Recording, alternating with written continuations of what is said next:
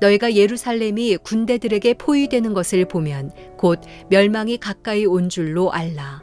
그때가 되면 유대에 있는 사람들은 산으로 가고 안에 있는 사람들은 밖으로 나가고 그 주변에 있는 사람들은 안으로 들어가지 말라.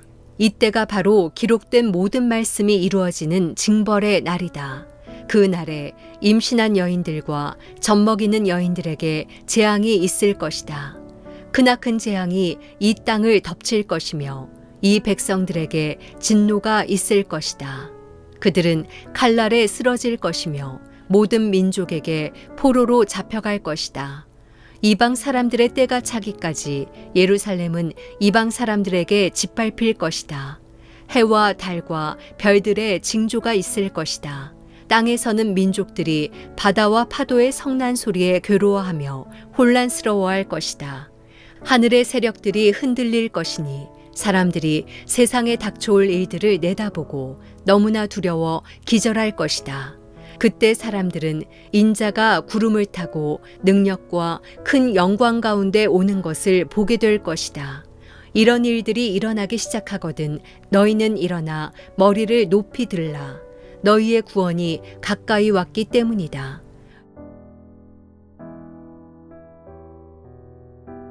금요일 아침 기도를 시작하겠습니다. 오늘도 주신 말씀 붙들고 또 믿음으로 반응하며 사는 귀한 하루 되기 바랍니다. 오늘은 누가복음 21장 20절에서 28절까지의 말씀입니다. 오늘 20절을 보면 너희가 예루살렘이 군대에게 포위되는 것을 보면 곧 멸망이 가까이 온 줄로 알라라고 말씀하십니다. 이 말씀을 있는 그대로 우리가 받아들인다면 이 지구에 우리가 사는 세상의 마지막 날은 이미 정해져 있는 것입니다. 그러나 성경은 분명히 그날을 우리가 알 수 없다라고 말씀하십니다. 그러면 오늘 말씀하시는 이 본문의 내용은 어떤 의미를 가지고 있을까요? 실제로 이스라엘에 있는 예루살렘이 군대들에게 포위될 때 마지막 날이 임하는 것일까? 그렇지 않을 것입니다. 물론 이 말씀 글자 그대로를 믿는 사람들도 있을 것입니다. 그러나 분명히 예수님께서는 마지막 날을 우리가 알 수 없다. 그날은 도적같이 임할 것이다 라고 말씀하셨습니다. 과연 그렇다면 이 말씀의 의미는 무엇일까? 예루살렘은 하나님의 임재가 있던 곳입니다. 예루살렘은 하나님 앞에 예배드리는 곳이었습니다.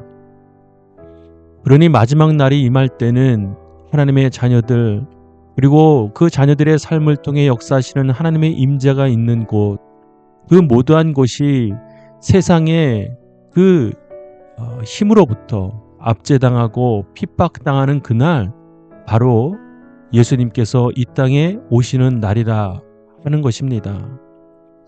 믿는 자들의 고난과 순환과 핍박과 그 압제 속에 있을 때 주님 그들을 구원하시기 위하여 이 땅에 다시 오실 것입니다.